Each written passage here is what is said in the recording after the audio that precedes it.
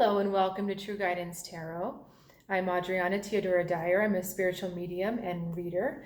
I've got a message for Aries today. And just to let you know how this works, I have asked my guides and spirit to bring a message through the cards for both the collective Aries energy and some specific energy.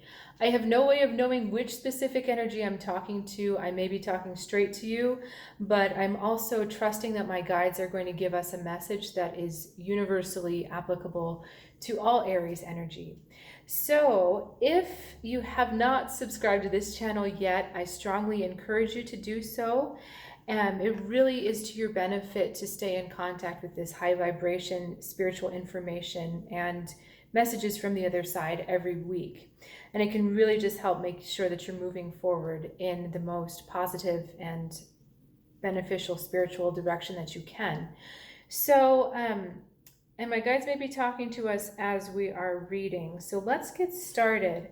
We have got the Five of Cups, and usually I don't read the energy this way, but I'm feeling very strongly that this is an actual person. So someone in your circle, I don't believe it's you, but someone in your circle, probably a family member, is feeling pretty sad about something. They're feeling upset. They're really going to use the word wallowing because they just put that in my head. Wallowing in sadness and regret and looking backwards. And that's not an energy that you like to really associate with, but you're interacting with it as the Five of Wands, so another five. So it's almost like you're racing in to try to fix it for them, to try to make it better for them. And it's a fixing energy that's coming at the cost of yourself. So this is not necessarily you being a compassionate listener, you allowing them to open up, you just allowing them to process. It's kind of like you have to fix this for them. And they're saying to me right now, you're trying to take it on. I think someone must be very upset about a breakup or a job that has ended. And it's almost like you're trying to take on their energy so they don't have to feel it so much. And that's why it's coming at a cost to you. So your advice here, we've got the Seven of Wands, we've got the Ace of Swords, and then we've got the Hermit. So we're flowing this way. What you need to know is that this is a lesson for both of you in boundaries. So their problem is their problem, your problem is your problem, but it's not your job to fix or save or prevent them from really experiencing what they're experiencing. They're sad and regretful for a reason. And just so you know, I mean, the reason why they're sad and regretful is because they're focused on what they've lost and not what they've gained. That's another meaning with this card. So, but the thing is, it's their choice, and there's no amount of shouldering their responsibilities or trying to take on their pain. There's no amount of doing that that's going to allow them to shift. So even if you take away some of their hurt and you hold on to it for yourself, they're still not going to choose something different because they don't want to choose something different right now. They need to process this way. And the reason why they're feeling so much loss is because in that situation, they were not able to stand up for themselves either. So these cards, I love tarot cards because they have so many layers of meaning, and it's like you see them unfold in front of you as you're reading. So it's not just, it's a lesson in boundaries for both of you, you understanding what you can fix and what you can't. And them also realizing that the reason why they've lost so much is because they didn't set up proper boundaries. They're afraid of how much, or they're regretful of how much they gave away of themselves. Not really so much what happened, but just how much they lost, how much energy of themselves that they lost. Let's talk about these other cards. We've got the Ace of Swords and we've got the Hermit. So this is a bit strange because what we're dealing with is on the outside, but these two cards now make me want to think a little more internal. So if you could just give me a second while I check out what they're trying to say. Okay, this is about protecting your own time to reflect.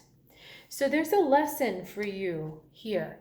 Part of the reason why you're wanting to take on their pain so much is because you're identifying so strongly with what they're going through, and you're almost like You wish someone had made it easier for you. You wish someone had taken away some of your pain. So that says to me that some of you have not fully processed the lesson. And that's our Hermit card, the teacher, the lesson that you were supposed to process and learn through this whole thing. And the decision is boundaries. Setting up the proper boundaries. What do I give of myself? What do I not give of myself? When is someone overstepping?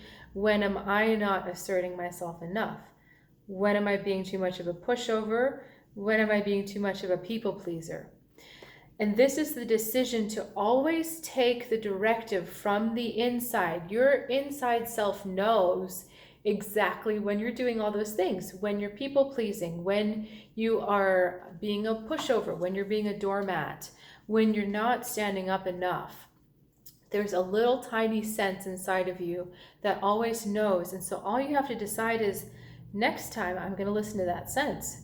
I'm going to feel. It's kind of like when animals start to get a little creeped out or weirded out about something, their hackles start to go up. They don't freak out yet. It's just kind of like there's that. They kind of draw back and up and they make themselves bigger.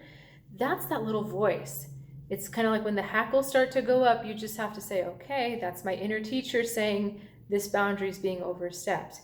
And then you don't get into these situations where you're losing so much energy, because both of you have lost and are losing so much energy in this process of trying to process. So let me see if there's anything else they want to tell us with all of this. Okay, that's odd. Oh, okay, I get it. So they brought my attention to this circle here and they said end of a cycle.